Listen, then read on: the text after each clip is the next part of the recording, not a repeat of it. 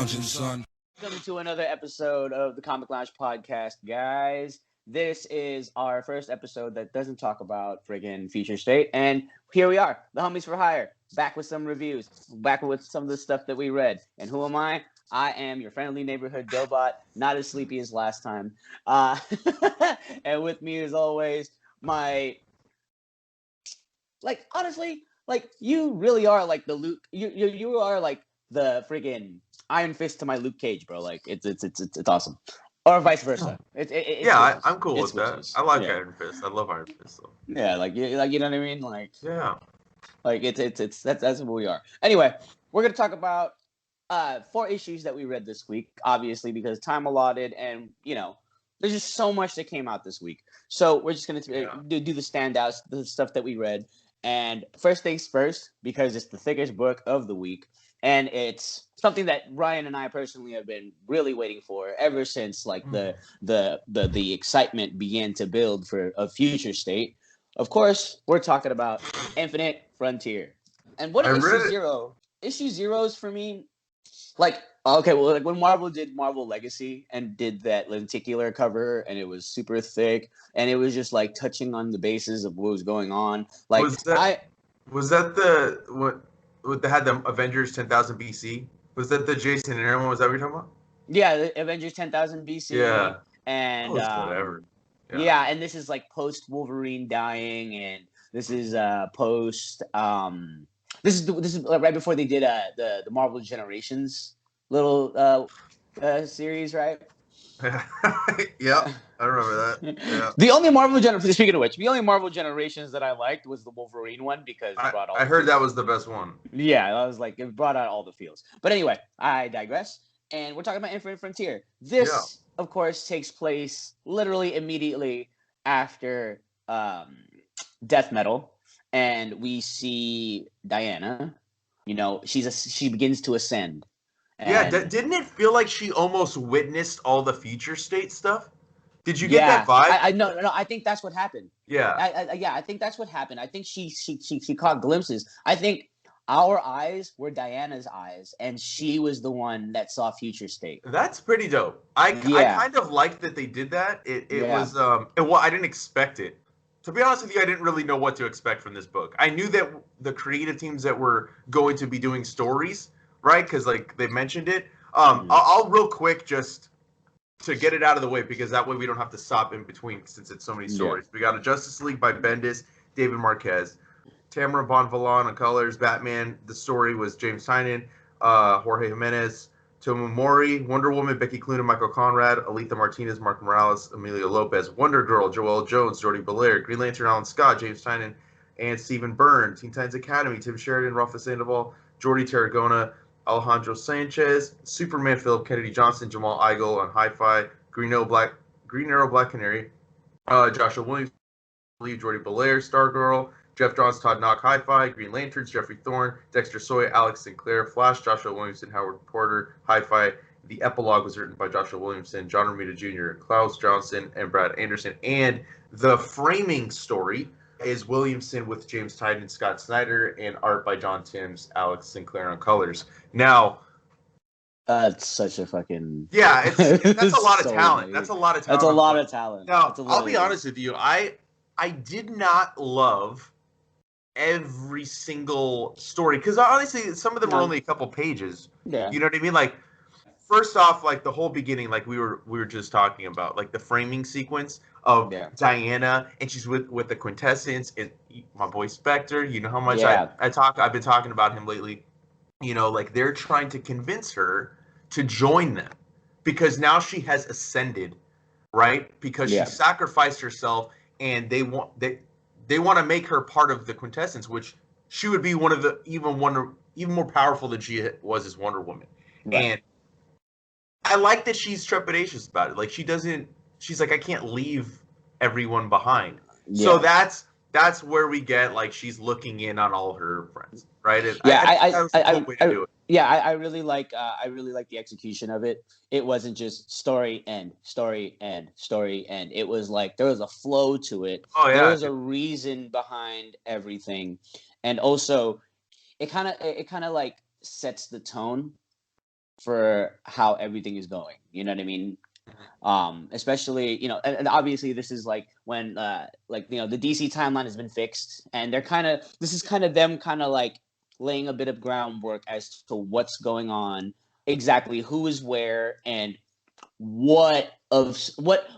where people's mind states are post death metal, right? I really like this. Like, I love the fact that freaking Phantom Stranger is like part of the quintessence, and I believe that's Ganthet. I want to say that's Ganthet, right? Ganthet, yeah. Well, yeah. I mean, this has been the quintessence for years. Oh, okay. You know what I mean? Like, I know that you're not as familiar with it probably because it's not something that is seen very often. Right. But yes, this has been the quintessence for a very long time. You know, you have Shazam, you have Highfather, you have Athena, Ganthet, the Phantom Stranger. Spectre is kind of not part of them, but he like works with them, right? Yeah. And it's a dope team. You know what I mean? Like I remember I told you that in the Future State book with Black Adam, that story, you had a future quintessence with Sinestro being part of it, the final wielder. Oh, that's dope. But anyway, let's get into it.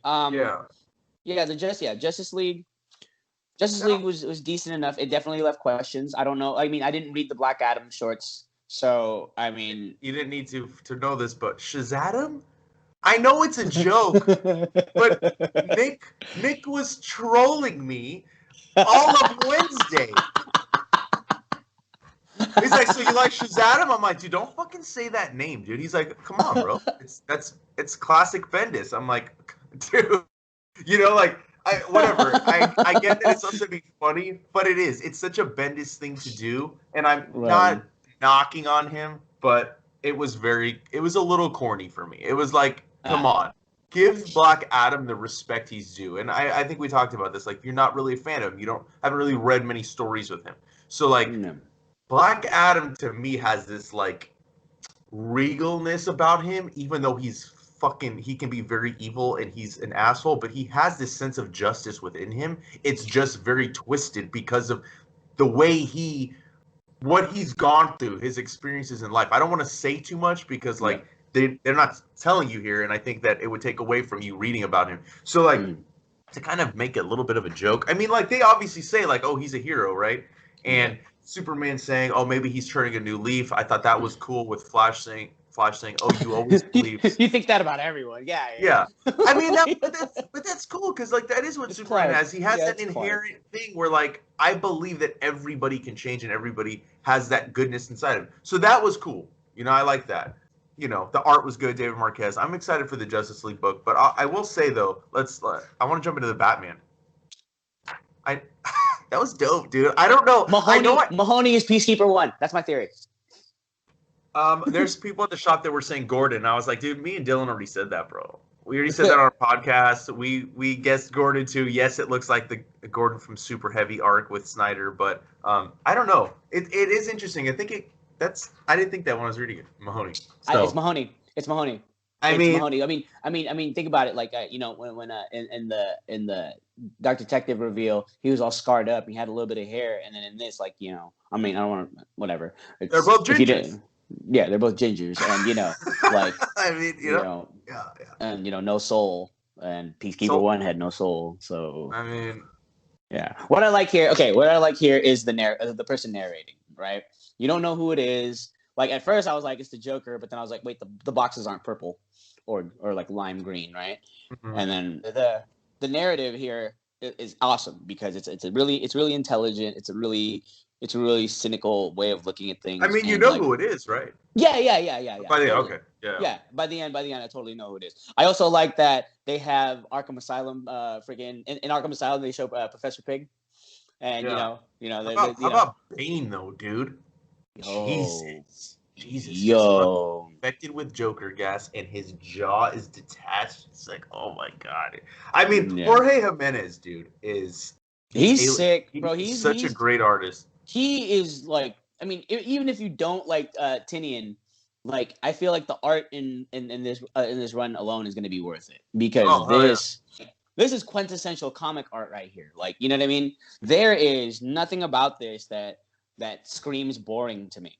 Like No. even with the stationary panels where you see where Barbara is sitting down and Oracle is standing, and it's like it's still like utterly beautiful. And I love how she's back in the clock tower.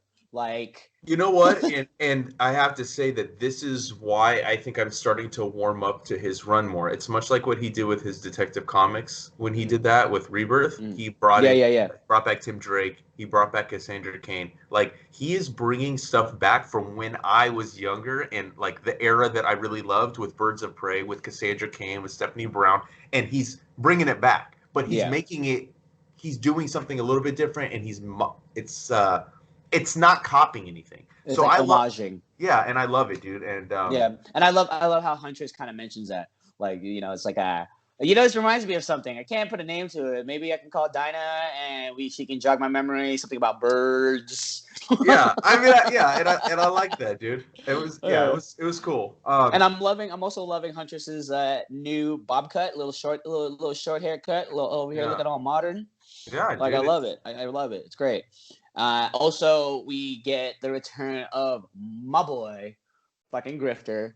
So we're moving forward with that. We're gonna see what's going on with Grifter and the Foxes. Like, super hyped for that. Yeah, I want a Grifter ongoing, dude. Fucking A. I want a Grifter book. Just give me a Grifter book and make it like Berserker. Yeah. And then anyway, I like the Wonder Woman story too that we get, because like, it's all about like who's going to be the new Wonder Woman now that Diana's gone, because nobody knows where she is. They just think she's dead. And then the trial to see who's going to become it. That was genius. Yeah, that was so genius. Oh, it's going to be Nubia. Oh wait, you got to go to the box. You got to whoever can fucking look at the Medusa head and survive will be Wonder Woman. So obviously, the only one that lasts. But then when she opens it, it's not the Medusa head. It's the crown to Themyscira. Yeah. So Hippolyta, we already knew she's going to be on Justice League. This is where we see it. Now Nubia is going to be the queen of the Amazons. That's dope, Yeah, I love that. Next week, but then we got the Joel Jones sequence very briefly. I am obsessed with Yara Flor. She's just the most adorable fucking thing ever. Yeah. I love her Pugs Not Drugs sweater. I like that too. I love it. I love how she's going back to Brazil. I don't know exactly what's going on, but I know. But like, seeing with Future State, like that's the beauty. That's the crazy thing about Future State. It built this anticipation. So now it's like I'm ready to see how it happens. It's like it was like I felt like a lot of the stuff from Future State, especially the 2-issue stuff that I was super excited for. Like, it was just kind of like, oh, here's a teaser. Here's 30 minutes of the movie you've always wanted to see but never knew you wanted to see it. You know what I mean? So like that's how I felt about Yara Flor. And it's like, but some pages get like, it's like weird because some characters get a little bit more like story, right? Like the next one, which is the Alan Scott one, which I really loved. I'm sure some fans are like, oh man, why did you make him gay? Because I think he was in the Earth 2 series that came out years ago. But I like this. First of all, I love the JSA. Huge fan. Yeah. I love Jade. I love Obsidian. I love Alan Scott. And this moment that he had with his kids where he comes out to them was Obsidian knew. But like him saying that he had been holding this in all this time, like that was just a really nice moment. And I'm hoping we're going to get something with JSA. I feel like there's no story in here that isn't going to be picked up on. I feel like, and we'll get to another one of my theories that I hope is true, but I don't know. But I love this moment. I thought it was really good. Yeah, it was great. The Teen Titans Academy, again, only a couple pages. I'm assuming that kid that we see in the shadows is going to be Red X, which is why we're still not seeing who the fuck it is. Right. That was cool. I'm excited for that series. The Superman story. Let's dive into that a little bit more, because this one's actually like 4 or 5 pages. So saying that he's gonna do something like he's Superman. He can be a tyrant, dude. What's going on with that? Like, but like in here, he doesn't seem malicious or anything, and like we never get inklings of that. And I know John is gonna be playing a part in Philip Kennedy Johnson's run, his Superman stuff. Yeah. So like that was where this goes, like especially with how very adamant the Spectre was about it too. It's like, no, he was never be Superman. He must never you must never let him become that. He may be Kryptonian, but he's not the Superman. And then it goes into a kind of like a deep dive of what happened with him. And he's like, he was, he became a man like generations after he was supposed to. You know what I mean? Like, oh yeah, I like that too, because like yeah, it's true. He was born on one Earth, right? Which and after convergence and it merged, then he fucking became Superboy on the new Earth. Then he went to the future and grew up, and it's like, it's true. It's like this kid has had like all these like jump forwards to where he's never really had like a legitimate like an upbringing. Yeah. Like at least Clark literally freaking became a whole ass person, a legit normal kid before he even became a superhero. Exactly. Like whereas John was kind of born into it, but he was born into it on different realities, right? And with different versions of his own father. Like it's crazy. But then we get kind of an inkling, like, a possibility, because keep in mind, like the thing that Future State was all possibilities. So what I feel like what the Spectre is seeing of John is a possibility, and he feels like, oh, that's what's gonna happen. But he himself is forgetting that, destiny is literally is all just possibility. It's up to you to make your own destiny, and that's the same thing with John. And I think that Diana knowing this stuff will play a part in what happens to John. And he shows his compassion. This thing, like, it's a really sweet moment that I really like. Oh, look at that! Like, that's definitely Clark's son, Yeah. I mean, and then the next 2 pages with Green Arrow, Black Canary, who how much I love them. Yeah. And then Roy Harper's back from the dead. Like, I love his message. I really hope. I really hope this is not just a theory. This is something I'm hoping for. Like, Williamson and Maleev, please do a Green Arrow and Black Canary book. Don't tease me with this and then not follow up on it, because that would just make me so happy. I loved his Flash run, and I really want to see Green Arrow have a book again. I'm cool with it, a Green Arrow and Black Canary title. Like, you know what I mean? It doesn't need to be focused on one or the other, even though I think they each deserve their own book. They're great when they're together, and I want to see what happens with Roy. They're the sweetest. I love them. They're the fucking cute. They're literally one of the cutest couples, like, in comics. Yeah. Like, I love them so much. Like, they're great. Let's move on to Stargirl.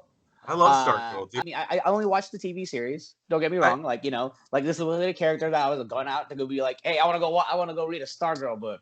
Yeah. And that just wasn't me. But this is adorable. I love this. I love this. This is I mean, Jeff Johns created Stargirl. It was Courtney was based on his sister that had passed. Aww. And I read the original run. It was a 14-issue series, late 90s, maybe early 2000. And then she played a very prominent role in the JSA run. So I really love this character. I know they got a Stargirl spring special or something like that that's coming out. So I'm very excited for that. I love Todd Knock. He drew the Young Justice book in the late 90s. That's one of my favorite series. So yeah, this was another cool story. Cool entry point. Todd Knock gives me like...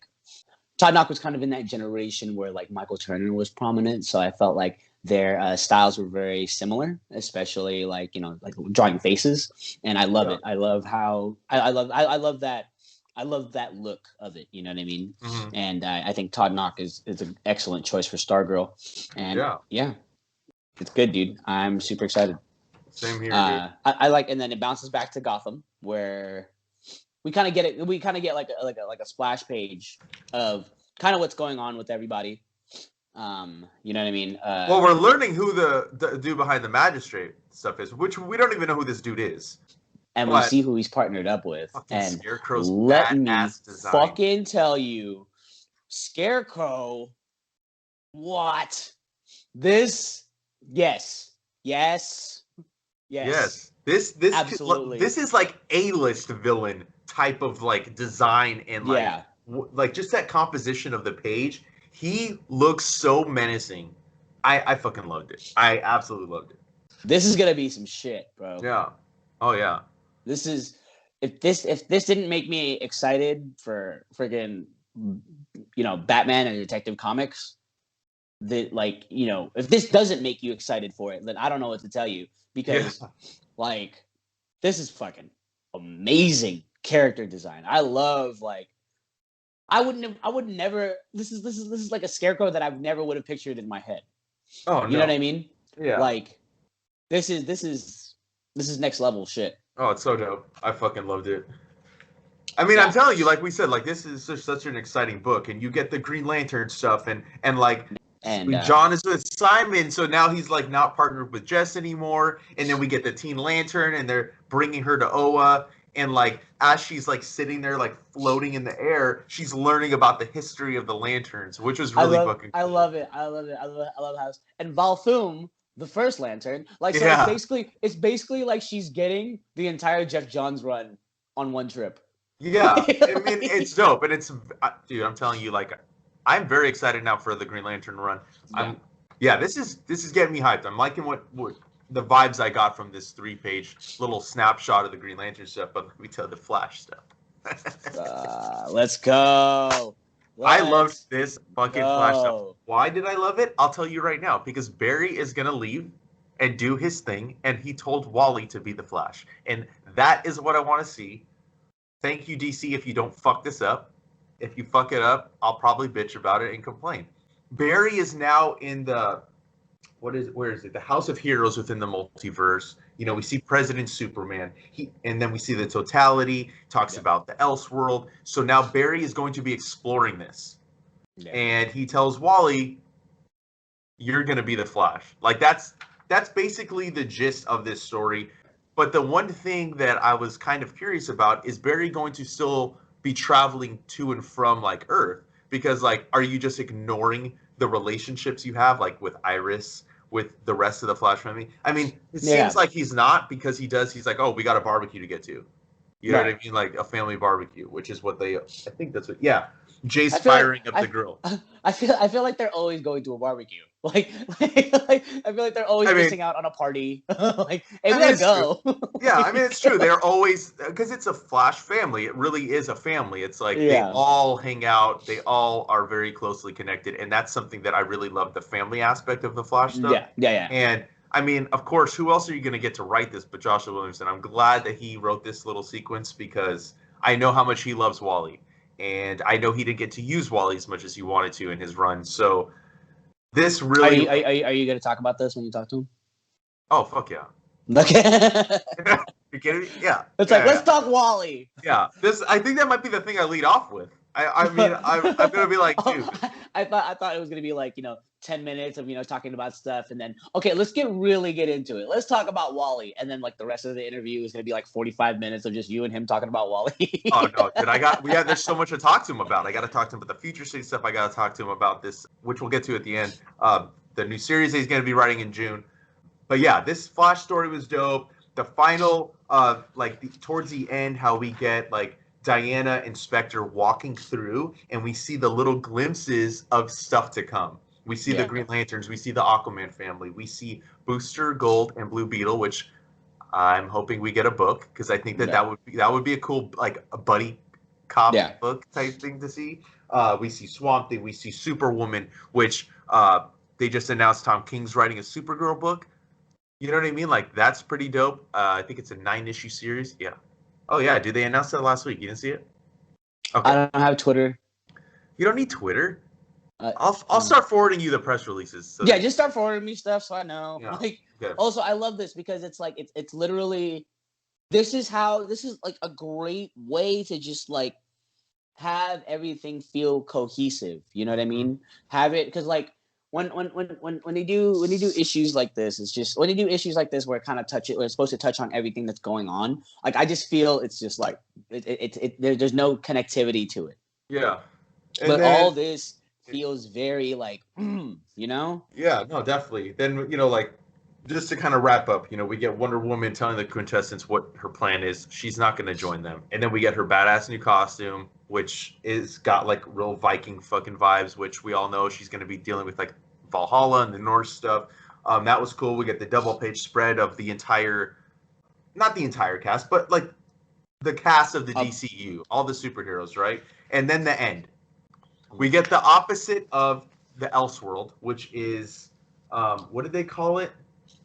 Earth Omega. Earth Omega. And I think that should have been included everyone. I mean, we get fucking Dark Side. As soon as I heard Earth Omega, so that's like a burnt out apocalypse.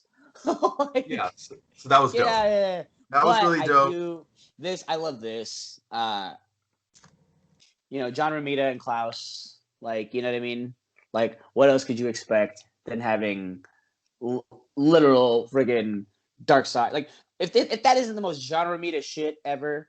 Oh, fuck yeah, dude. No, I agree. I mean, it was really dope. I loved it. I think this issue was awesome. It teases the Infinite Frontier book in June from Williamson.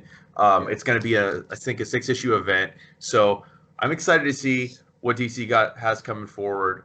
But yeah, I think this was well worth the $6 that it cost, because it was an awesome book. And it was a big boy. Like, it was a big boy. It was definitely, it wasn't a light read. No, not at all. But let's shift over, since we're still talking about Infinite Frontier. Let's talk about the new homie. I love this. It's giving off the top. It's horror vibes. Oh yes, dude. It really leans into the horror vibes, like as it should. Rom V absolutely killed it with Swamp Thing Future State. Rom V actually absolutely killed it with everything he touched in Future State. And I'm excited for this because it's a brand new Swamp Thing. It's not our dear old Alec Holland anymore. There's a mystery behind it as to how he became, because because in this he essentially already is Swamp Thing. Like, they haven't touched on how he became. They kind of teased it a little bit, something with his brother, something back in New Delhi, and I love that too. Like how it's freaking what do you call it? It's not a white Swamp Thing. It's not Alec Holland. It's Levi Kame, I think is how you say it. Maybe I don't know. It's Kamei, so I think I'm pronouncing it right. Kame? Probably. I don't know. Whatever. I'll have to ask. Yeah, it's such a big deal. We'll just ask Rom.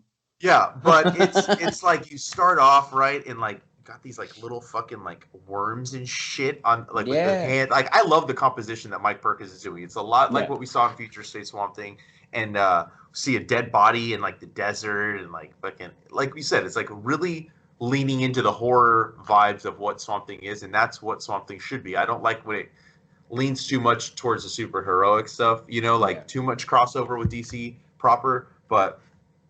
And they're talking about that the Pale Man. Swamp Thing got his own problems, bro. The Pale Man.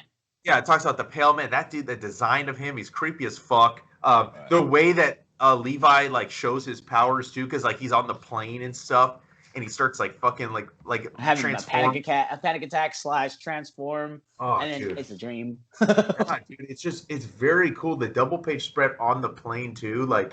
Where he's in the bathroom and he's changing, he's like, no, and the fucking plane like explodes, vines coming out. Oh, it's so good. This is it. I have very extreme high hopes, and so far issue 1 has not freaking let me down. Yeah, I mean, I don't even think that I think we need to say anymore, because this is a book you need to experience. Like, Infinite Frontier is a little bit more self-explanatory in terms of what you're seeing and what you're getting. This one makes you think a little bit more. And that, again, is another thing that I love about Swamp Thing books when they're done well, is it makes you think. It's not something that is spoon-fed to you.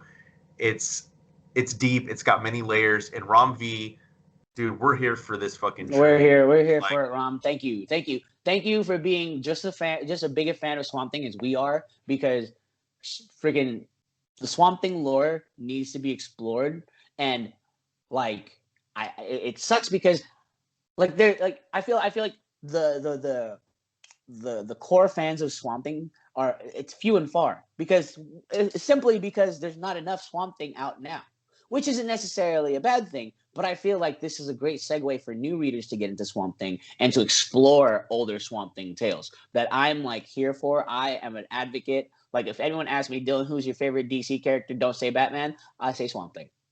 Okay. I mean, it's hard for me. I love, but you're different. Like, you grew up with the DC stuff. Wally is your boy. Totally, I get that. Yeah. But you know what I mean. I mean, yeah, Swamp Thing. It's hard because like I don't even like. Yeah, character. I guess if you hero, it's Wally. If you said character, I think Swamp Thing's like right up there. It definitely in my top 5 characters. Okay. I would put him above Batman too, to be honest. I put him above Batman. Yeah, I think it's an awesome book. I know we're not spending as much time on these issues are probably going to be shorter. Swamp Thing and Nocterra and Berserker, like we said, because they're not as fucking thick as the other book. But if you liked Future State Swamp Thing, pick it up. If you didn't read Future State Swamp Thing, but you like the character, pick it up. Because it's not even really connected. I think that was more of like a preview of what we could expect in the type of writing and the type of art we could expect in this series. And I want everybody to pick this up because I want to see another series that will come out after this, since this is only 10 issues. He wanted to do it in a series of 10 issues, so even if it is just 10, I feel like the character given if you do every year you do like a 10 issue series with different writers who appreciate the character, I feel like that would carve out the lore so much better, and it would provide people different experiences, especially with like different interpretations, because how the reasons why I love Swamp Thing are different. I mean, you and I have very similar tastes, so I feel like the reasons why we love Swamp Thing is pretty much the same. But like for other people, why do you love Swamp Thing? You know, it'll be completely different, and people get to experience that. And I feel like different takes and different iterations and different stories from different writers, like that will just add to the lore of Swamp Thing. It doesn't even have, and the thing is, it doesn't even have to be like in like a sequence of time. Like, you know, what if like, you know, we get the new guy, right? Levi, Levi. We get Levi first, right? and then next year we get Alec Holland back. You know, totally fine. Totally cool with that. I'd even like to see stuff from like past Swamp Things before Alec on. That would be kind of cool too. Yeah, that'd be dope too. Like, you know, like in they touched on a previous elemental in what was that stupid Justice League run that just ended? The one with the Frost Giant, Endless Winter. They touched on the existence. It touched on the existence of a Swamp Thing back, you know, way back then. Right. He's teamed up with Hippolyta and fucking Black Adam. Yeah. So I would love to see something like that. Like, just give us just different Swamp Things. That'd be great. Like, just give us more Swamp Thing. That's really all that I'm asking here, DC. That's all I'm asking too, DC. I mean, I love the book. I highly recommend it, much like I highly recommend Infinite Frontier. All these books we're talking about, I highly recommend. Let's jump into Nocterra before we end with Berserker. So we both backed the Kickstarter. It's a hardcover with the script on one page and the black and white art on the other. So a little hard to read. Right. So I flipped through it, but I was waiting for, and we had the PDF of number 1 too for a while in color, and I just didn't read it. I'm like, I'm waiting for the physical. I fucking loved the book. I think it was really dope. I love the concept. I think this is the best Tony Daniel art that I've ever seen. Dude, I was saying the same thing. Like, okay, Tony Daniel is like one of my favorite Batman artists. Like, I love when he did Battle for the Cowl. I love like you know, Jim Lee aside, there's like quintessential Batman artists, and Tony Daniel is it. Like, you know what I mean? Like, yo, this is some fucking grade A artwork here, dude. Grade A. And the concepts that Snyder is throwing out here, thank you, Snyder, because I really didn't like Undiscovered Country. I know a lot of people do. It wasn't for me. I think it was very verbose in that first issue. Like, there was a lot to read, which made my eyes tired. I read the first 4 issues, and it got better, but I was like, you know what, I'm just going to wait for the trade. This feels like something I need to read in chunks, not month to month. But it's also co-written, so it's not the vision of one writer, right? Right. But this one, I mean, he's always at his best when he's doing horror, in my opinion. So, like, this is a horror sci-fi. That's the way I'm looking at it. Yes. That's the way I'm describing it to people, because something happens and the world is in eternal night, right? The sun is gone, and these people are adapting. But what I really loved is the main character, Valentina Riggs. Yeah, Valentina Riggs. Sundog. Like she has like what a this name. That's such a sick ass name. She has like, she can't see, like, right? Like her eyes are messed up, and she finally gets her sight back fully, and then the world fucking goes dark. Yeah. So that in and of itself was kind of interesting for her character. I love her fucking design. Just this whole fucking world with like these creatures that are coming out at night, and she's what is she? I mean, she's basically a coyote. Okay, yeah. I was gonna say like truck driver. I mean, she drives this massive fucking truck, but she is. Yeah. She's a coyote, and she's also, I would say, a smuggler. Yeah. As well, right? Not just with people, but with like everything. And wait. To reiterate to the people who don't live in California, what a coyote is. A coyote. A coyote. Who don't live in California? Yeah. Who does? No, dead ass. Like, I mean, obviously, a coyote is one of a pack of dogs that live out in the desert or in the mountains. But in California or in any of the states that border Mexico, a coyote is someone who smuggles people over the border illegally and dangerously. So that's what a coyote is, and I feel like that's what Sundog is. I'm calling her Sundog. That's such a sick ass name. I love it. It's dope. It's amazing. I love this world. Nick doesn't like Scott Snyder as much as me, right? He likes his horror stuff, but he said that he said it to him. It was too much info dump. I think that's what he said, and I'm like, dump. Yeah. And I was like, he's world building. Yeah, I'm like, well, I kind of would rather get a lot of information in the first issue. You can get more to what the story's going to be, and then continue to learn more. But I didn't really feel it was too much of an info dump. Like, I felt like Undiscovered Country #1 was a massive info dump. That was a massive info dump. I love the book. Like I said, like I didn't have any problems with it. I like Scott Snyder's writing, so this book was definitely for me. I like the concept. I like the art. I love where this is going. I'm just like flipping through it as we're talking, but like, it's a really dope book. It really is. And then like she's adopted, right? I think so was her brother, or Emery. Was her brother? Yeah, her brother Emery. No, her brother. They're both adopted. Yeah. Right. So Emery at the end, like, and they describe of like what this darkness, how I forget to mention how it infects animals and changes them, and what it does to people. It changes everything. Forgot exactly. Even plants. What is? There's a name for it. They talk about it. Shades. They call them shades. Shades. Oh yeah. But like, so her whole reasoning for doing what she's doing, and then like we learn. I mean, spoiler alert, but her brother is infected too, and like, there's a way to kind of cure it with dialysis. Like, dude, there's just, I don't know. I thought this was a great first issue. Like, I thought so too. I mean, I was telling people because they would ask Nick, because I was stuck on the computer for doing eBay stuff. And so they'd ask him, and I'm like over there listening to his description. I'm like, it's like, dude, I'd like roll on my chair back and like look behind the desk. I'm like, you do one of these? Yeah, I was like, what are you saying over there, bro? Like, so, like that's how he was trolling me too. He would troll me about other stuff. He would say it knowing that I would hear it, and I would just I just pop my head out. I'm like, dude, shut up. And if you like Scott Snyder, you're gonna love the book.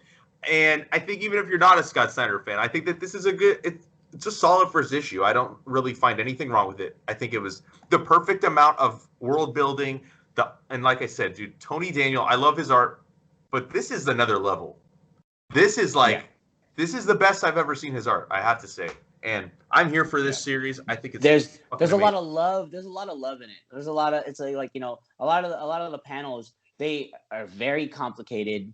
Like a lot of the splash pages, but you can tell that there's a lot of love in this. It's like, you can see the love that goes into like an independent property like this. You know what I mean? And I'm here for it from both of them. This is the first of many, dude, because this is like the first book from Snyder's Best Jacket Press, which is his own imprint that he's doing. He's got some other books lined up that he hasn't announced the titles of, but the creators that are attached with and the artists, like it's going to be dope. And again, this is another book I highly recommend. I mean, we only picked these 4 books because they were I think our favorite from the week, right? Yes. So, yes. Before we get out of here, let's get into it.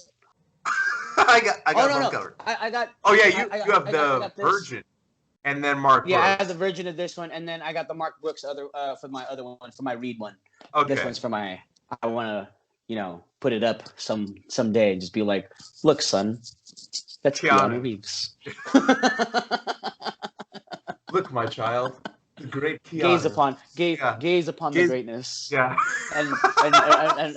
And let us go watch John Wick, and then maybe we'll watch the Jesus parallel that is the Matrix. Yeah. And dude, you can't forget about the Wild Stallions, bro. Dude, Wild Stallions. Bill and Ted. I'm like, I want to expose my kid to Bill and Ted when they're young because they would love it. You know what I mean? We're like the Bill and Ted also. We're the homies for hire, but we are the Bill and Ted of comic book podcasts, dude. I mean, I'm gonna have to hit him. I'm gonna have to hit him, Kevin. He's gotta superimpose us on Bill and Ted. I'm fucking messaging when we're done. Yeah. Wild Stallions, bro. That was great. Oh my We're the God. Wild Stallions of the comic book podcast world. Before we get too off topic, though, I'm gonna let you continue to laugh. I'm gonna read the credits for Berserker. So, obviously, written by Keanu Reeves and Matt Kindt, illustrated by Ron Garney. Colored by Bill Crabtree, lettered by Clem Robbins. The main cover is by Raphael Grandpa. And then we had the variants, Mark Brooks, Lee Bermejo, Dan Moore, John Boy Myers. What's also interesting, I don't know if you knew this, but Keanu requested Raphael Grandpa to do the design work and the covers for the series. Which, that just tells you he's a comic book fan. Because, Raphael Grandpa is not exactly like the most well-known artist in comics. Yeah. He has done a lot of good stuff. And I mean, his that book he did with in the Dark Knight Returns universe with Frank Miller, Golden Child. That was the only saving grace of that book, in my opinion. Yeah, the art. Not trying to throw shade at Frank Miller, but the story was like whatever. But the art was good. But I digress. Let's talk about Berserker. This book, I said this to somebody in the shop because they asked me what I thought about it. And I told him, I was like, well, usually, like probably a lot of other people, when you hear a celebrity, right, that has nothing to do with comic books, is going to attach their name to a project in comics, you're like skeptical. You're like, oh, is this just him putting his name, but he doesn't care? Like, what is that? Like, I'm sure a lot of people thought that was Gerard Way when he did Umbrella Academy. Yeah. And while as My Chemical Romance fans, a lot of them came into the comic books because of that, because of him being in the band. He actually started out before one of his first jobs was as a DC intern. So, he had a lot of comic book cred prior to that, right? So, and then he was very successful. And I think that this is another one. I don't know how much writing is actually done by Keanu or if it's a lot of plot. You know what I mean? I feel like anything that comes out of Berserker's mouth is Keanu. I mean, and you know what the great part about it is that since he's based on Keanu, yes, the entire time he was talking, I heard Keanu Reeves' voice in my head, which only hyped my reading experience. So there's a line. Okay, I'm jumping forward a little bit. Hold on. There's a line in here. We started with a fucking Keanu meme. That's how we started the book with Sad Keanu. That's awesome. Sad Keanu. That just goes to show you that I don't know whose idea that was. But it also goes to show you how in tune they are with the fan base of Keanu-sans. Oh yeah, it was amazing. I just have to people compare it Conan meets Highlander meets Wolverine. I think that's somebody from Boom said that, right? I say John Wick meets Mortal Kombat meets Wolverine. Okay, yeah. I mean, because he definitely gives off to me. Conan, I didn't really necessarily take away from that. I definitely took away Wolverine vibes a lot. Yeah. Just in look, it's called Berserker. He's going into a Berserker rage. Who does that better than Wolverine in comic books? Nobody. So, that's why I was really getting the Wolverine vibes. I mean, the fighting sequences, the fucking visceral imagery, ripping fucking arms off. Stabbing in the throat. Okay, this is a spoiler, but I described one scene that's literally one of my favorite. He punches a guy in the stomach, rips out his rib, and then stabs another guy in the neck with said rib. Yeah, it's awesome, dude. It's awesome. I was reading it and I'm like, there's no way this book is that good. There's no way that I'm enjoying this comic as much as I am right now. I didn't think it was going to be bad. But again, I didn't really know fully what to expect from this book. Even though I love Matt Kindt's writing, I think he's amazing writer in comics. He's doing so much stuff. This is a home run to me. Yeah. This is knocked it out of the park. I mean, and then you get you want to talk about setting the tone, right? But then the book switches like halfway through to where you don't expect really like some of the backstory when they're like cleaning him up and they're healing him and him talking to that psychiatrist, and then you fucking get like, I don't even want to like really. I don't want to psychiatrist. I don't want to like that. We'll leave that to the reader. Yeah, I don't want to talk about the ending either. But I mean, so far, I mean, everybody knows, right? He's essentially kind of immortal. He can't die. Like that has been in all the solicits. So anybody that has been reading about the book, the ending was fucking amazing. The scene where he is, I know you don't get psychiatrist, but like the dialogue, like when I heard him talking, I was just... Yeah. There's one line in particular. I mean, I want to say it. I'll say it to you later, but I hear it in total Keanu voice, even with the pauses and everything, dude. Yeah. But like this, holy crap! This is everything you would expect a Keanu Reeves comic to be, but way more violent. Like you thought John Wick was crazy.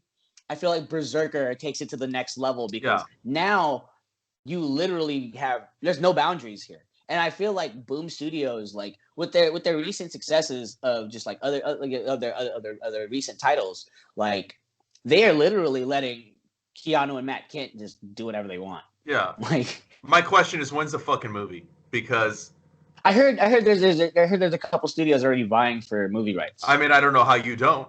Right. I don't know how you. I mean, you already have the guy who's gonna play him. I mean, come on, it's already been cast. The lead role has already been cast, guys. It's sitting there right on that cover.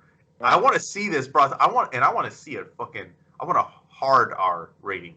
I want it to be 17. I don't know about it. Nobody would be able to go see it. so I want to see it like pushed to the absolute end of what a rated R movie can be.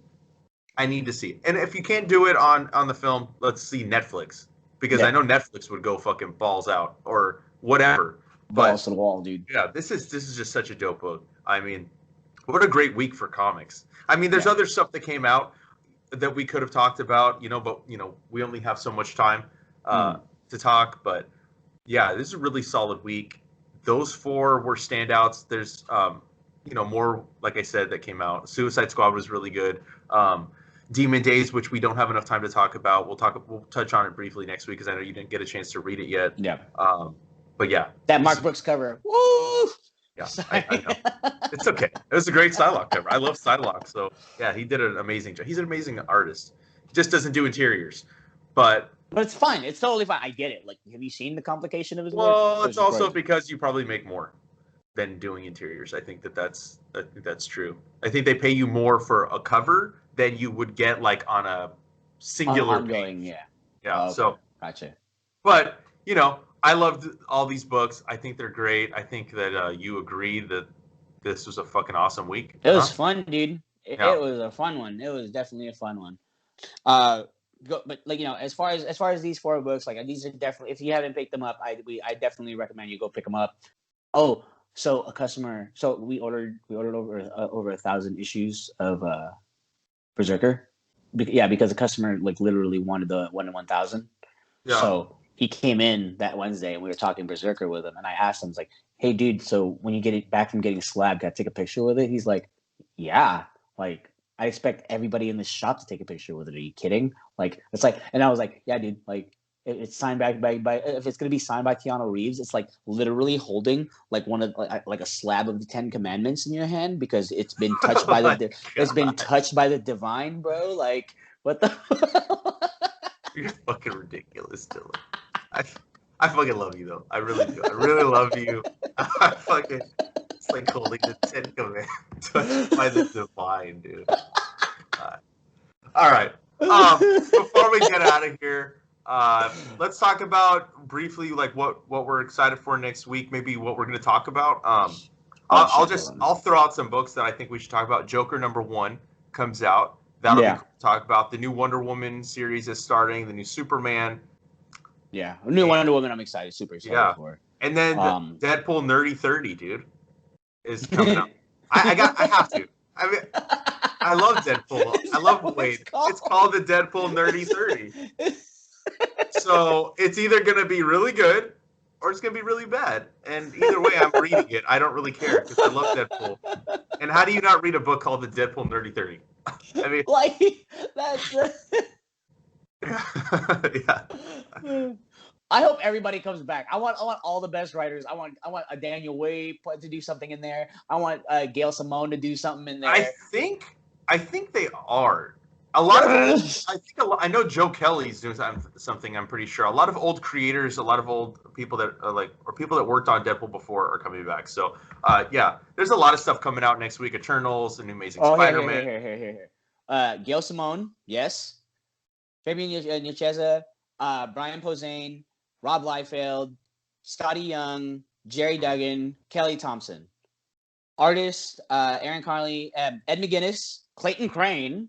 Yeah. I think Clayton Crane's just going to be a variant cover though. Probably. But yeah. But off top, those guys. And look, it says on the page that I'm looking at, it says one of the characters featured in it is Stiltman. That's awesome. Yeah. So yeah, I mean, we're gonna have some cool stuff to talk about. It's probably gonna be DC heavy because I think that's the majority of what, at least I'm excited to read next week. But we got to talk about Deadpool too. We'll definitely talk Deadpool. Let's see, what am I excited for? Wonder Woman 770, Hulk, Immortal Hulk 44. How do you feel about Children of the Atom? Do you want to talk about it? We'll see. You know what? Maybe we talk about it whether it's good or bad. So we'll do Children of the Atom. Yeah. We're gonna do Joker. Mm-hmm. We'll do Wonder Woman, Superman, and Deadpool because they're all short books, so we can fit 5. We'll do 5 books. Okay. Yeah, we'll do 5 books. All right, cool. The Fantabulous 5. Yeah. So that's been another episode of the Comic Lounge Podcast. Hope you guys enjoyed our reviews of the books that came out this past week. And, well, if you're not already following us, follow us on Facebook, Twitter, and Instagram at The Comic Lounge. You can follow Dylan at The Dillbot on Instagram. Make sure you throw your comments or suggestions down below, or you can also email us at thecomicloungepod@gmail.com, and make sure you like, follow, and subscribe to the YouTube channel, and hit the bell icon so you're notified every time a new vid goes up. And on that note, we're out. Later, buds.